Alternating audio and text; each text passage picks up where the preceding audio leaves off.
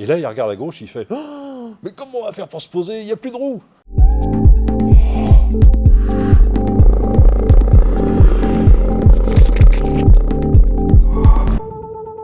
Aujourd'hui, pour Jave, je vais vous raconter mon anecdote.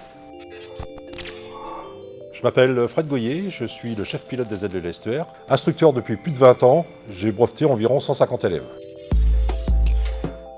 Les ailes de l'Estuaire utilisent des Bristol XL8, machine remarquable par sa facilité de pilotage, une machine qui tient extrêmement bien les basses vitesses, 3 à 110-115 nœuds et qui a une vitesse de décrochage de 60 km/h avec les 3 crans de volée sortis. Avec cette machine, on peut accéder au terrain du LM, puisque cette machine est capable, avec un petit peu de dextérité, de se poser sur des pistes de 200 mètres. Son gros point fort est le confort, une cabine d'une largeur d'1m31 qui nous procure un confort digne d'une berline haut de gamme. Sans oublier que l'XL8 a un look ravageur, c'est une belle machine qui a quand même un look très sympa.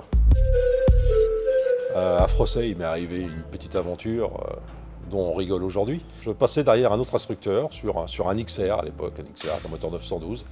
Et donc j'arrivais pour faire la leçon à un de mes élèves que j'appréciais pas particulièrement puisqu'il avait, c'était une personne qui connaissait un peu tout, qui connaissait même mieux que moi le pilotage. Plus vite je faisais la leçon, mieux c'était. Et donc on a décollé, j'ai entendu un bruit au décollage, j'ai regardé à droite, la roue était là, j'ai rien dit. Et dans le tour de piste, en revenant dans l'étape de base, je voyais plein de monde sur la piste. Oh, j'ai dit, c'est bizarre ça. Et là, je lui dis, regarde à gauche, la roue est toujours là. Et là, il regarde à gauche, il fait, oh, mais comment on va faire pour se poser? Il n'y a plus de roue.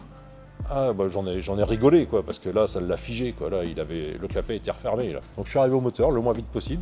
Et j'ai tenu la machine, je suis arrivé donc vent de travers, donc j'ai tenu la machine manche à droite pour qu'elle reste sur sa roue droite le plus longtemps possible, Puis au moment que ça allait tomber, j'ai senti qu'au moment que ça allait tomber, il a coupé le moteur. La roulette de nez a fini par tomber, et puis c'est tombé sur la roue gauche. On a fait juste 90 degrés à gauche en glissade, nickel. Les gars sont venus avec la roue, on a mis la roue sur la fusée, on a poussé la machine jusqu'au garage. 45 minutes après, la machine était repartie. On peut mettre les facteurs humains en avant, malgré que j'avais repéré qu'il y avait un petit câble qui passait pas au même endroit que d'habitude, parce que je connaissais parfaitement la machine, que par-dessus ça, j'avais pas spécialement envie de parler à cet élève qui était à un but de sa personne. Et je suis quand même monté dans la machine, j'ai fait le vol, et on a perdu cette fameuse roue au décollage. Comme quoi, les facteurs humains sont importants.